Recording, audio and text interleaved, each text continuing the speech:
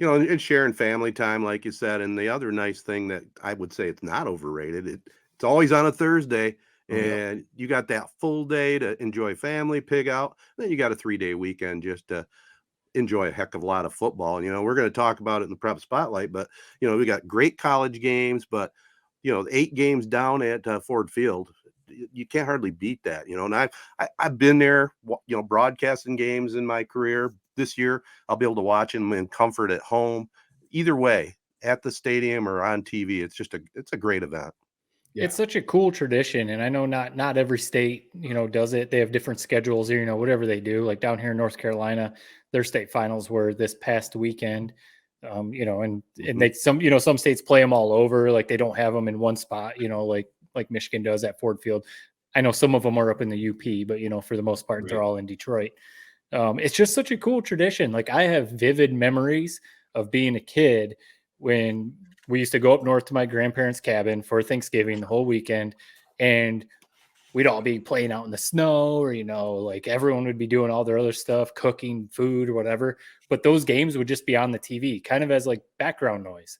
And I'd always every once in a while, I'd stop and watch for a little while. I remember vividly the year Chesaning won.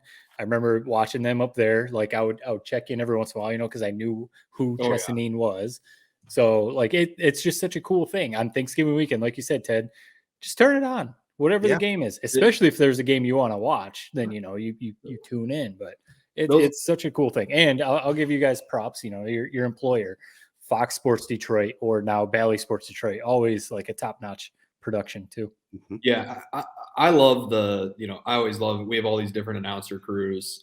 It's so cool to me thinking like if I was a high school player, you have, Matt Shepard, voice of the Tigers, who's calling your games. And you also have Dan Dickerson, the radio Tigers guy, calling these high school football games. I've always just thought that was so awesome. And yeah, I really do think we do a really good job, putting on those games. When you're talking about, the tradition of Thanksgiving and these high school games, I always picture, they're synonymous with me. Those Friday games with the leftover turkey sandwiches and a bag of Lay's chips, man. I mean, it's magical. And it is just a great tradition. I hope it never changes. I agree with you. And what's cool too is both days, Friday and Saturday, they start at 10 o'clock in the morning, man. Full day. So We'll talk a little bit more about that as we go along, but this gets us up to date. We want to be, tell everybody out there again, we'll say it at the end, but have a great Thanksgiving. A lot to be thankful for despite all the stuff you see in the news. All right, guys, I had the semifinal game, New Lothrop and Traverse City St. Francis. And by the way, this portion of the program brought to you by Capital Sports Fieldhouse. It is the Prep Spotlight. Man, was it a cold day up in Clare, and a much colder day for New Lothrop, man. They ran into a buzzsaw, and I'll be absolutely shocked if St. Francis doesn't, win fairly easily against Lumen Christi in Division 7. Just an impressive team, man. They look like a Division 3 team, really, with the size and speed they had. Well, first of all, I knew it was cold up in Michigan, seeing all the posts and talking to people or whatever. But when you posted the video pregame, I was like, it looks like you're in like the Antarctica or something. Like, where are you at? Could see your breath. And I was in the press box. It looked cold. It just looked cold. It was. No, I mean, we knew that St. Francis was good because of how they beat Ithaca the week before. Yeah, but we know we're fans in New Lothrop, and the head coach Clint Galvis on this podcast, and that's a strong program for sure.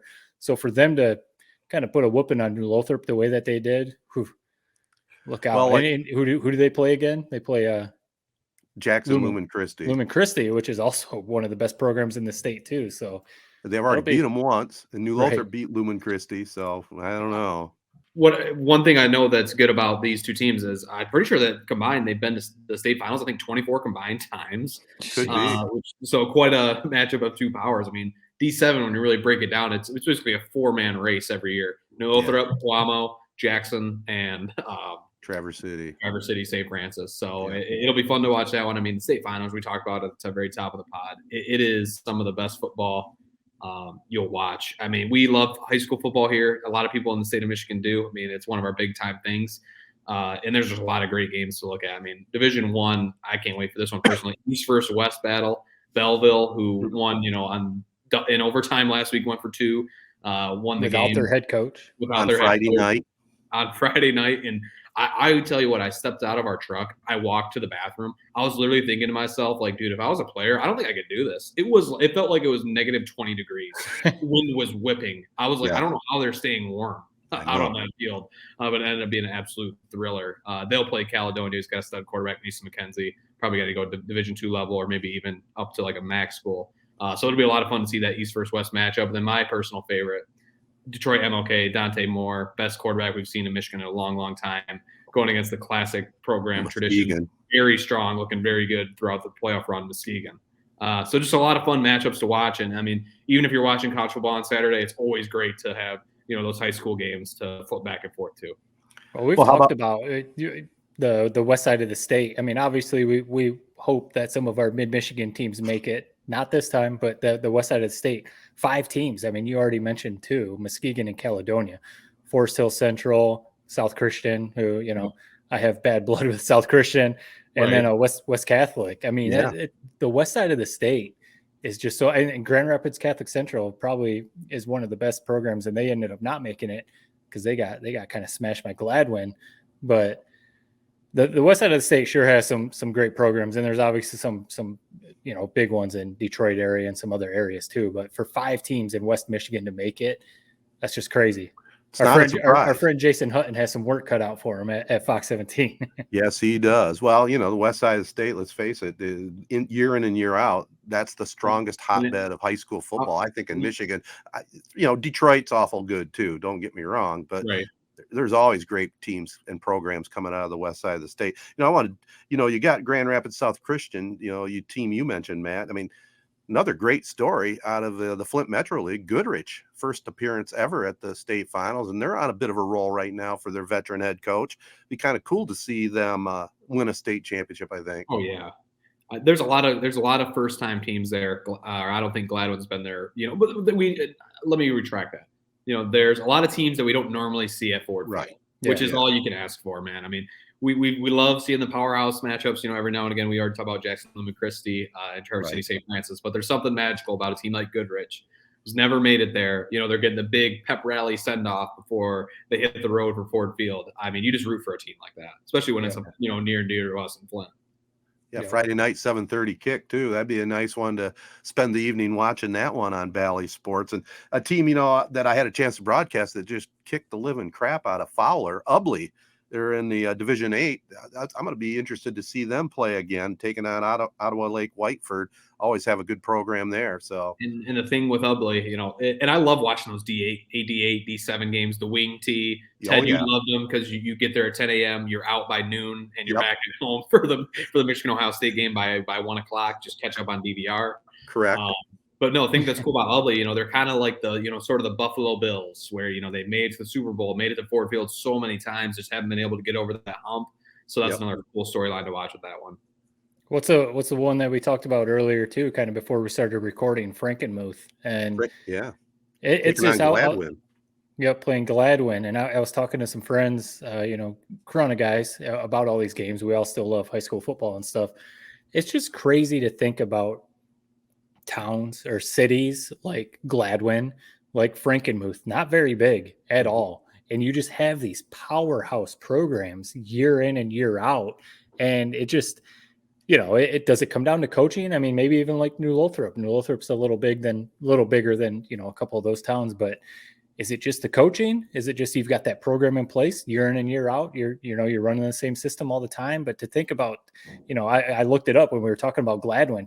Gladwin's, according to the last census, basically the same size as Corona as far as, population. And to think about, the program that they're building there, and then, Frankenmuth too. You don't think about Frankenmuth except for fried chicken. Ted eating 10 pieces of fried chicken and going to Bronner's and getting a new stocking and Christmas ornaments. But that's got to be one of the best programs in the state currently, right? Frankenmuth, what they're doing. They got a lot of money in that town, man. Yeah. Right. No, it's definitely, there's something cool to be said. I mean, I love their football field. I love their logo. It's the classic, the helmet it's just the Frankenmuth helmet with the wings on it as their actual logo. I think that's classic. But I mean, their head coach, Phil Martin, what can you say? I mean, he's been there I think 9 years, 3 Ford Field trips now. Hopefully they can get a state championship, this weekend. And what I love the most about Frankenmuth, man, and we all can appreciate this, triple option heaven. I mean, pure, unadulterated triple option, midline, under center, everything you want to see that we saw, the old school Corona teams run. Rochester Adams used to be a big time triple option school. They've sort of somewhat gone away from that, sort of like what Ferris does, a lot of more of the jet sweep motion, that sort of thing. Not Frankenmuth. They're pounding right down your throat, triple option. And I just love watching it. Yeah, you mentioned it, the classic Corona offense. When you think of triple option, I mean that's Corona. That's what we remember seeing back in the 90s or whatever. That's such a classic high school football offense. You've got a good quarterback. You've got like one or two good running backs, and you're going to triple option teams to death. It is fun to watch. Teams that have perfected it. Especially if you can mix the pass in every once in a while, you can be very dangerous. And, to answer your question, in my opinion, about how these schools do it, it is coaching. You start with coaching. You want a coach there that's there for a long time, that builds the program, has the young kids want to come out on Friday nights to play someday. They come right up through the youth program. It's just a seamless effort, really, when you look at the whole picture, and it all starts with a coach. And, the great coaches, they have the big numbers and they have the good programs. I mean, that's to me where it starts. Yep. Yeah, it's got to be. It's got to start all the way at the bottom. Yep. It's cool. It's one of those, I know you're not going to call a game this year, Ted, but such a cool thing. I mean, how many times have you, if you off the top of your head, how many credentials do you have for Ford Field state finals weekend? I think I've done 16 finals at Ford Field or the Silverdome, and then some high school basketball state championships too. So I think 21 overall. That's between awesome. Basketball and football. So it's a thrill every time, even for old timers. It's fun to walk in there, and where you're going, all the MHSAA people, and they usually, since we've done so many of them, they usually put us right in the national broadcast booth is where we usually end up. So I will miss that, but I'm not going to miss the Michigan-Ohio State game this year. That's right. It's always probably a solid food spread too. Funny side note story. So I work with a guy. He's from Michigan actually, and he ended up he went to high school in like the mid 2000s, but so like a couple years after me, but he ended up playing quarterback at Duke. So he's a pretty good player. I forget where he played in high school, but he said that his school was so small, they had actually like multiple schools rented the area football team, the area football field. And that's where they played. Like multiple schools shared this one football field. So that was funny. But I asked him when he won a couple state titles, and I asked him, did you guys play at Ford Field or was it still the Silverdome? He said they played at the Silverdome. And he was like that. So then we were talking about the AstroTurf, and he was like, that AstroTurf was terrible. Yes. We played there the last year that the games were played at the Silverdome, and we all got like a skin infection from the Silverdome AstroTurf because we were rubbing on it the whole time or whatever. So anyway, the Silverdome would have been really, it would have been really cool to play at the Silverdome, where Barry Sanders was running up and down and stuff like that. But Ford Field, that's a cool venue. It'd be cool to play a game there. I will tell you this, though. I know we're wrapping this up. For broadcasting a game, the Silverdome was second to none because they had that club level. That's where all the press boxes were. So we were just above the lower level. Ford Field, man, you're 7 stories up. Right. You're in the nosebleeds. Yes, when I actually checked that out the last time I was at Ford Field, and I was shocked at how high up they are, man. You'd have to rely on the monitors. You had to, yeah. That's how we did it, man. And if it was a delay, you were screwed. Yeah, you'd look on the field, then you'd look at the screen. But I miss the Silverdome for a lot of different reasons. The main one, it was a lot closer to get to than having to drive downtown Detroit. Right. All right, guys. I think we made it through. It's going to be a good Thanksgiving. I think we got a lot of great football. We didn't even talk about the other great college football games. Thanksgiving weekend is just so special. As we've already touched upon, football. Capital Sports Fieldhouse is the home of hit and pitch and a whole lot more. The 10,000 square foot turf field can be used for all indoor sports training, including football, baseball, basketball, softball, soccer, and many other activities. Hit and Pitch has 7 indoor batting cages with full pitching tunnel and the state-of-the-art Hit Tracks training system utilized by MLB organizations. located in the old Capital Bowl J.C. Penney block on South Washington in Owasso, Michigan. For more details, call Capital Sports and Hit and Pitch at 989-472-4624 or online at capitalsportsfh.com.